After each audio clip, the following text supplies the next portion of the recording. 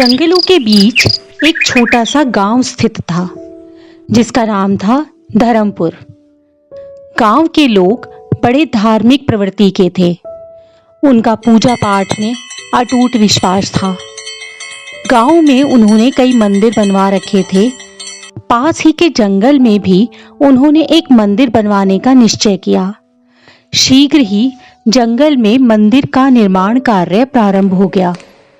गांव के कारीगर उस कार्य में लगवाए गए, जो दिन भर काम में जुटे रहते।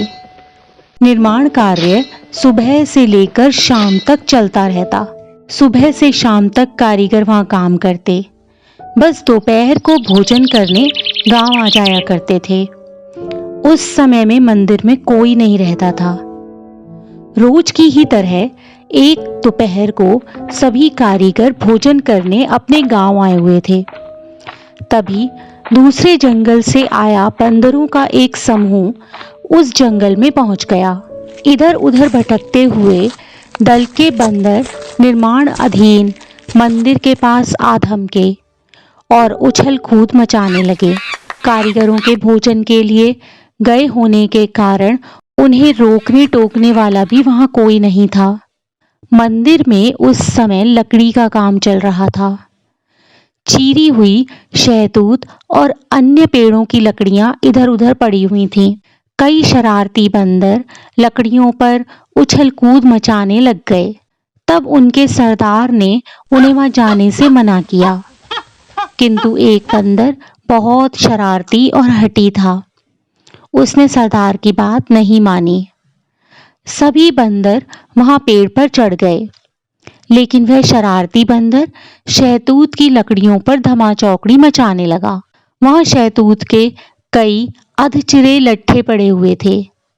उन अधचिरे लट्ठों के बीच कीलें भी फंसी हुई थीं। कारीगर भोजन के लिए जाने से पहले लट्ठों के बीच कील फंसाकर जाते थे, ताकि वापस आने के बाद उनमें आरी घुसाने में उन्हें सुविधा हो। शरारती बंदर कौतूहलवश एक अधचिरे शहतूत के बीच फंसे कील को देखने लगा। वह खुराफाती दिमाग का था।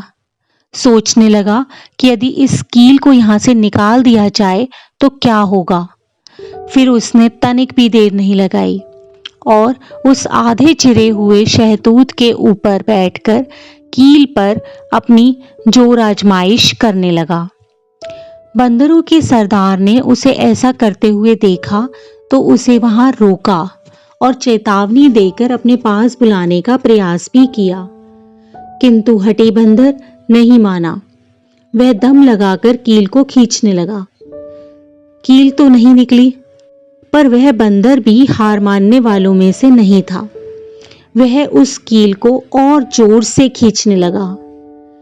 इस जोर आजमाइश में उसकी पूंछ पाटों के बीच में आ गई, किंतु कील खींचने में लगे बंदर ने इस ओर ध्यान नहीं दिया और अपनी धुन में लगा रहा।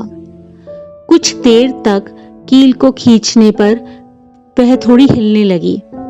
यह देखकर बंदर खुश हो गया और दुगने उत्साह से कील को निकालने में लग गया। अंत में उसका प्रयास सफल रहा और जोर से झटके के साथ कील बाहर आ गई।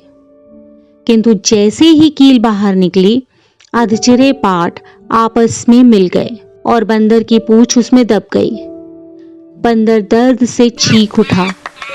करहाते हुए उसने वहां से निकलने का भरपूर प्रयास किया, लेकिन सब बेकार रहा। वह जितना दम लगाकर वहां से निकलने का प्रयास करता, उसकी पूंछ उतनी ही जख्मी हो जाती और उसे उतना ही तेज दर्द होने लगता। बहुत देर तक वह वहां फंसा हुआ तड़पता रहा। अन्य बंदर भी उसकी सहायता करने में असमर्थ थे। उन्हें उसे वहीं छोड़कर जाना पड़ा। वहीं फंसे फंसे अत्यधिक रक्त बह जाने से उस बंदर की मृत्यु हो गई। तो बच्चों, इस कहानी से हमने क्या शिक्षा ली?